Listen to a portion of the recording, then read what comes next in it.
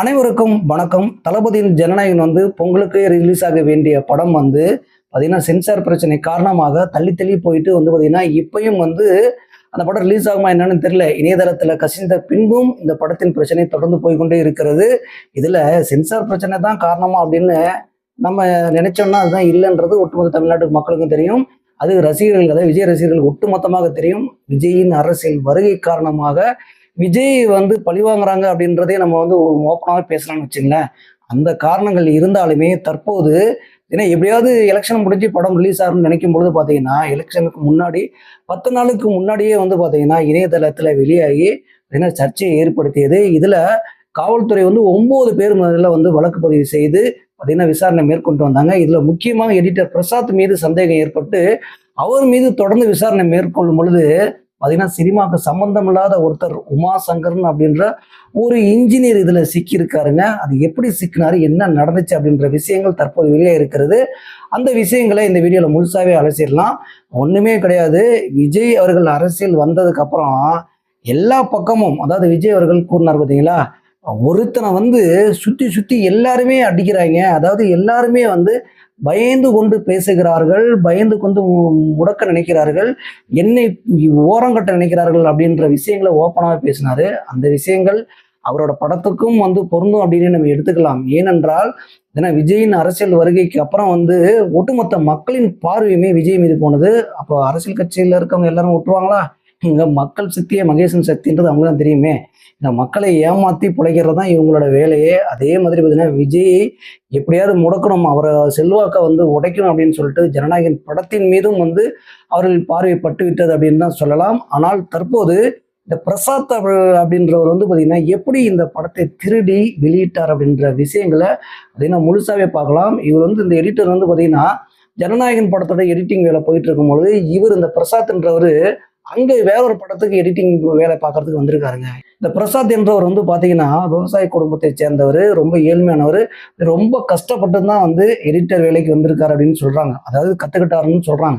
ஏன்னா இவர் ஒரு ஃபைட்டராக இருந்திருக்காருங்க. பார்த்தீங்கன்னா அந்த கூட்டத்தில் ஃபைட்டர்லாம் இருப்பாங்க பார்த்தீங்களா, அந்த ஃபைட்டராக இருந்து கொண்டு இருந்த பொழுது இவர் எடிட்டர் வேலையும் கற்றுக்கொண்டு பார்த்தீங்கன்னா ஒரு வளர்ச்சியை அடைஞ்சிருக்கிறார். அப்படி வளர்ச்சியை அடையும் பொழுது அவங்க வேலையை பார்த்துக்கிட்டு பேசாமல் இருக்கணுமா இல்லையா? அங்கே ஜனநாயகன் படம் எடிட்டிங் போயிட்டு இருக்கும் பொழுது இதை அவர் கண்காணித்திருக்கிறார். இதை பற்றி வெளியில அவங்க சகோதரி கிட்ட சொல்லும் பொழுது அவங்க சகோதரி போய் பார்த்தீங்கன்னா இன்ஜினியர், அதாவது அவங்களோட நண்பரான இன்ஜினியர் உமாசங்கர்கிட்ட போய் சொல்லியிருக்காங்க. அவர் என்ன பண்ணியிருக்காருன்னா, இது எப்படியாவது இந்த படத்தை நீ வெளியே எடுத்துட்டு வந்துட்டீங்கன்னு வச்சுக்குவேன், நம்ம இணையதளத்தில் வெளியிட்டோம்னா பல்காக ஒரு அமௌண்ட் பார்த்தோம்னா செட்டில் ஆயிடலாம் அப்படின்னு சொல்லியிருந்திருக்கிறாரு. அப்போ பிரசாத் என்ன பண்ணியிருக்காரு, ஏன்னா இது எப்படியாவது பார்த்தீங்கன்னா ஜனநாயகன் படத்தை வெளியில் எடுத்தே ஆகணும் அப்படின்னு முடிவு பண்ணியிருக்காரு. முடிவு பண்ணிட்டு அந்த எடிட்டிங் ரூம் சாவியை எப்படியோ கலெக்ட் பண்ணியிருக்காருங்க. கலெக்ட் பண்ணி பார்த்தீங்கன்னா ஜனநாயக படத்தின் ஒட்டு மொத்தமாக அவர் ஹார்ட் டிஸ்கில் எடுத்துகிட்டு போயிருக்காரு. இதை எடுத்த சம்பவங்களை பார்க்கும்பொழுது தான் நமக்கு அதிர்ச்சியாக இருக்குது. என்ன தெரியுமா பண்ணியிருக்காரு, ஒரு வாரத்திற்கு முன்னாடியே இவர் பிளான் பண்ணதற்கு முன்னாடியே பார்த்தீங்கன்னா நோட்டமிட ஆரம்பிச்சிருக்காரு. இவர் படம் சம்மந்தப்பட்டதாக வருவதாக சொல்லி அடிக்கடி வந்திருக்காருங்க. அங்கே ஜனநாயகன் படம் போயிட்டு இருக்கும்பொழுது இவர் படத்துக்குன்னு ஒரு டைம் கொடுத்துருப்பாங்க இல்லையா, அந்த டைமுக்கு வராமல் பார்த்தீங்கன்னா ஜனநாயகன் படம் என்ன நிலையில இருக்குது, என்னென்ன பண்ணுறாங்க அப்படின்னு சொல்லி நோட்டமிட ஆரம்பிச்சிருக்காரு. நோட்டமிட ஆரம்பிச்சதையும் அந்த கீ எங்கே வைக்கிறாங்க, இவர் என்ன பண்ணியிருக்காருன்னா, எனக்கு நிறைய வேலை இருக்குது அப்படின்னு சொல்லி நிறைய டைமை கேட்டிருக்காரு லேபில். அந்த டைமெல்லாம் கேட்டு பார்த்தீங்கன்னா இவர் சரி படத்துக்கு முன்புறம் வேலை செய்கிறாரு. ஏன்னா ஒன்றும் கிடையாதுங்க, அங்கே டைமுக்கு அமௌண்ட் கொடுத்தா போதும், நீங்கள் எவ்வளோ நேரம் வேலை செய்யலாம். அப்படி இருக்கும் பொழுது அங்கே நிறைய காலங்களை எடுத்துக்கொண்டு வேலை செய்யும் பொழுது இவர் பயோமெட்ரிக் முறையில் இருந்திருக்குது. அதாவது ஜனநாயகம் படம் பயோமெட்ரிக் முறையில்னா பார்த்தீங்கன்னா எடிட்டிங் முழுமையை அடையாமல் அவங்க பார்த்தீங்கன்னா ஒரு ஆர்டர் பண்ணி வச்சுருப்பாங்கன்னு வச்சுங்களேன். அந்த ஆர்டர் பண்ணி வச்சு இந்த காப்பி எடுக்கிறதுக்கு ரொம்ப ரிஸ்க் தாங்க. ஏன்னா ஏகப்பட்ட ஃபுட்டேஜ் இருக்கும். ஏகப்பட்ட ஃபுட்டேஜ்னா நிறைய இருக்கும். அது எப்படியாவது கலெக்ட் பண்ணு சொல்லிட்டு இவர் என்ன பண்ணிடுறாரு, ஹார்ட் டிஸ்கில் கொஞ்சம் கொஞ்சமாக எடுத்துருக்கிறார். அதை எடுத்துட்டு க்ளவுடு முறையில் பார்த்தீங்கன்னா அவர் இதை ரெடி பண்ணி வீட்லேயே உட்காந்து எடிட்டிங் பண்ணியிருக்காரு. படத்தை எடிட்டிங் பண்ணியிருக்காரு, திருப்பி ரீஒர்க் பண்ணியிருக்காருன்னு வச்சுங்களேன். ஏன்னா அங்கே வேலை போயிட்டு இருக்குதுங்க. வேலை போயிட்டு இருக்குது ஒரு பக்கம். இன்னொன்று என்னன்னு பார்த்தீங்கன்னா அவங்க வெளியில் இது மாதிரி ஏதாவது லீக் ஆயிரும் போயிருன்னு சொல்லிட்டு பயோமெட்ரிக் முறையில் மாற்றியே வச்சிருப்பாங்க. அதை மாற்றுறதுக்கு பாஸ்வேர்டு போட்டு இவங்க திருப்பி அவங்க மாற்றணும். இந்த வேலைகள்லாம் அவங்க ஒரிஜினலாக எந்த எடிட்டர் பண்ணாரோ அவர் தான் பண்ண முடியும், மற்றவங்க பண்ண முடியாது. ஆனால் அந்த பயோமெட்ரிக் முறையிலும் எடுத்து இவர் பார்த்தீங்கன்னா அந்த சீன் எல்லாம் கிளவுடில் மாற்றி, கிளவுட் அப்படின்றது வந்து பார்த்தீங்கன்னா ஒரு ஆர்டர் பண்ணி மாற்றுறதுக்கான ஒரு சாஃப்ட்வேர் இருக்குது. அதில் வந்து உட்கார வச்சு பார்த்தீங்கன்னா இவர் வந்து ஃபுல்லாக வேலை செஞ்சு ஜனநாயகம் படத்தை முழுமையாக வந்து சூப்பராக எடிட் பண்ணியிருந்திருக்காரு. எடிட் பண்ணி என்ன பண்ணியிருந்திருக்காருன்னா அவங்க சகோதரி, அதாவது அவங்க அக்காட்ட கொடுத்து அந்த உமா சங்கர்கிட்ட ஜனநாயகன் படம் 3 மணி நேரம் படம் வந்து அப்படியே போயிடுச்சு. அந்த உமா சங்கர் என்ன பண்ணியிருந்திருக்காருன்னு பார்த்தீங்கன்னா இணையதளத்தில் வெளியிட்டாரு. ஆனால் வெளியிட்டதுக்கப்புறம் இவரு தெரியாத மாதிரியே இருந்திருக்காரு. இதுல வந்து பாத்தீங்கன்னா நிறைய பணங்கள் வந்து பரிமாறப்பட்டிருக்கிறது, நிறைய விஷயங்கள் நடந்திருக்குது. இது ஒரு பக்கம் இருந்தாலுமே இப்போ 9 பேர் மேல சந்தேகப்பட்டு பாத்தீங்கன்னா காவல்துறை வந்து விசாரணை மேற்கொள்ளும் பொழுது பிரசாத் கிட்ட வந்து மெயினா துருவி கேள்வி கேட்கும்போது உமா சங்கரை சொல்லிட்டாருங்க. ஆனால் உமா சங்கரை தொடர்பு கொண்டு பேசும்பொழுது உமா சங்கர் வீட்டுக்கு போகும்போது அங்க ஆள் இல்லை.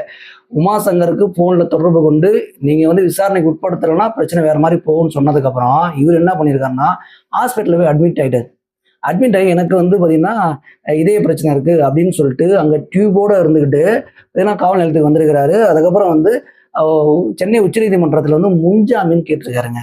முன்ஜாமீன் கேட்டது எப்படின்னு கேட்டிங்கன்னா, எனக்கும் சினிமா துறையில் இருக்கவும் சம்மந்தமே இல்லை, பிரசாத்திற்கும் எனக்கும் நட்பு ரீதியாக எந்த பழக்கமும் இல்லை, நான் பேசியிருக்கேன், ஒரு தடவை 2 தடவை பேசியிருக்கேனே தவிர எந்த தொடர்பும் இல்லை, எனக்கு வந்து பார்த்தீங்கன்னா இதய பிரச்சனை இருப்பதனாலையும் எனக்கு வந்து முழுமையாக விசாரணை இப்பொழுதைக்கு ஒத்துழைக்க முடியாது. அது மட்டும் இல்லாமல் பார்த்தீங்கன்னா இந்த ஜனநாயகம் ரிலீஸ் ஆனதற்கு யாருமே கிடைக்காத சூழ்நிலையில் என்னை பயன்படுத்தி பார்த்தீங்கன்னா என் மீது பழியை சுமத்துகிறார்கள் அப்படின்னு சொல்லி இவர் முன்ஜாமீன் கேட்டிருக்காரு.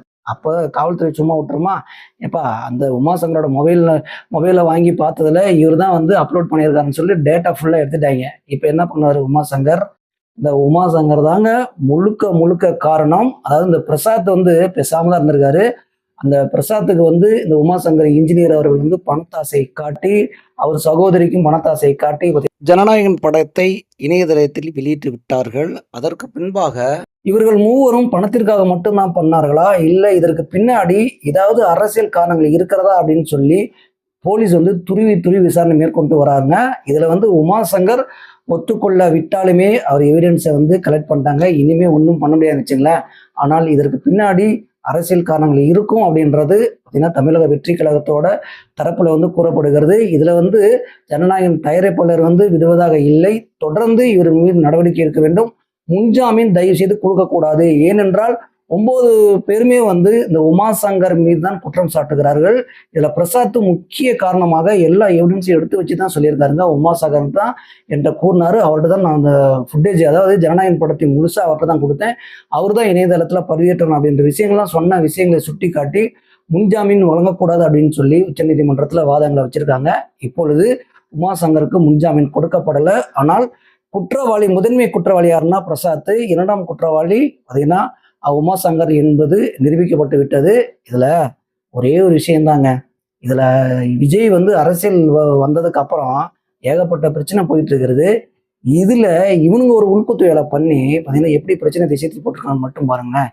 உண்மையிலுமே எனக்கு தெரிந்து இன்ஜினியர் என்பதனால பார்த்தீங்கன்னா ஒரே ஒரு விஷயம்தான், ஏன்னா அங்க ஜனநாயகன் படத்தை உள்ள நடக்கிற அந்த சம்பவங்களை பார்க்கும்பொழுது யாரை பிடிச்சா என்ன நடக்கும் அப்படின்ற விஷயங்களை நோட்டமிட்டு பார்த்தீங்கன்னா பிரசாத் அங்க வந்து அனுப்பப்பட்டிருக்கலாம், அல்லது அனுப்பப்பட்ட பின்பு அவரை பயன்படுத்தி கொண்டு இன்ஜினியர் வந்து அந்த உமாசங்கர் என்ற இன்ஜினியர் வந்து இவரை வந்து தொடர்பு கொண்டு பேசி அங்க ஒரு சம்பவங்கள் நடத்தப்பட்டு தான் அந்த படம் ரிலீஸ் ஆயிருக்குமே தவிர இந்த மாதிரி ஒரே ஒரு விஷயம்தாங்க. இந்த மாதிரி வந்து எடிட்டர், அதாவது இன்னொரு படம் எடிட்டிங் போகும்போது நடக்கணும், அதாவது இந்த மாதிரி திருட்டுத்தனமா படத்தை வெளியிடணும் போகணும் அப்படின்னு வச்சுங்களேன், இது மாதிரி நிறைய படங்கள் ரிலீஸ் ஆகும், ஏகப்பட்ட படம் ரிலீஸ் பண்ணலாம். ஆனா இது திட்டமிட்டு நடத்தப்பட்ட ஒரு சதி அப்படின்னே நம்ம பார்க்கலாம். இதற்கு பின்னாடி பெரிய ஒரு அரசியல் இருக்கிறது அப்படின்றதையும் நாம நம்பக்கூடிய சூழ்நிலை தான் தற்போது இருக்கிறது அப்படின்றத நான் உறுதியாக கூறிக்க விரும்புகிறேன். அது போக போக பார்த்தீங்கன்னா இன்னும் ஒரு சில நாட்கள்ல, இன்னும் ஒரு சில வாரங்களே இந்த விஷயங்கள்லாம் தெரிஞ்சிடும். இதுல உச்சநீதிமன்றம் வந்து பார்த்தீங்கன்னா இந்த விசாரணையை ஏப்ரல் 30ஆம் தேதி ஒத்தி வைத்திருக்கிறது. எப்படியோ ஜனநாயகன் படம் இணையதளத்தில் லீக் ஆனாலும் எல்லாரும் பார்த்து விட்டாலுமே தேட்டரில் வருவதை ரசிகர்கள் எதிர்பார்த்து கொண்டிருக்கிறார்கள். அங்கேயும் கொண்டாடி தீர்ப்பார்கள் அப்படின்றதான் நாம திரும்ப சொல்லி விரும்புகிறேன். இந்த விஷயங்கள் தொடர்பாக விஜய் ஏன் பேசவில்லை அப்படின்னு சொல்லி சமூக வலைதளங்கள்ல தொடர்ந்து இந்த திருட்டு திராவிடத்தை சேர்ந்தவர்கள்லாம் பரப்புரை செஞ்சுட்டு வராங்க. நீ தான் திருடி வெளியே விட்டா இதை பேசி என்ன நடக்க போகுது? ஒண்ணுமே இல்லை. விஜய் அவர்கள் வந்து எதுவுமே சொல்லாத காரணம் என்னன்னா, அவர் வந்து தேர்தல் பிரச்சாரத்திலும் அதாவது எலெக்ஷன் சம்பந்தப்பட்ட இந்த விஷயங்கள் எல்லாம் வந்து அவரு கவனத்தை செலுத்துனதுனால இத பத்தி பேச முடியல. ஆனால் ஒரே ஒரு வார்த்தை வந்து புரொடியூசர்ட்ட கூறியிருக்கிறார். அதாவது, "உங்களுக்கு நான் அடுத்த படம் நடிக்கிறேன்னு சொன்னேன்ல, கண்டிப்பா உங்களுக்காக ஒரு படம் நடிச்சு குடுப்பேன். நீங்க கவலைப்படாதீங்கன்னு" சொல்லியிருக்காரு. இல்லனால் கண்டிப்பாக அவர்களுக்குள்ள பரஸ்பரமா ஏதோ ஒரு விஷயம் நடக்கும். அந்த தயாரிப்பாளரை காப்பாற்றுவார் அப்படின்றத உறுதி அளித்திருப்பதாகவும் தகவல் வெளியா இருக்கிறது. இப்ப போய் எல்லாருமே புடுங்குங்கடா. இங்க வந்து நீங்க என்ன பண்ணாலுமே ஒரு விஷயம் இங்க நடக்க தான் செய்யும். நீங்க என்ன பண்ணி, எண்ணத்த கிழிச்சு ஒருத்தர முடக்கணும்னு நெனைச்சீங்கனாலுமே, அவன் எந்திரிச்சு வரணும்னு முடிவு பண்ணிட்டா, எந்திரிச்சு வந்துருவான். அதற்கு பின்னாடி ஒட்டுமொத்த மக்களும் இருக்கிறாங்க, ரசிகர்கள் இருக்காங்கன்றத மறந்துறாதீங்க. இதுக்கு வந்து 4ஆம் தேதி ஒரு முடிவு தெரியும். அன்னைக்கு இருக்கிற அவங்களுக்கு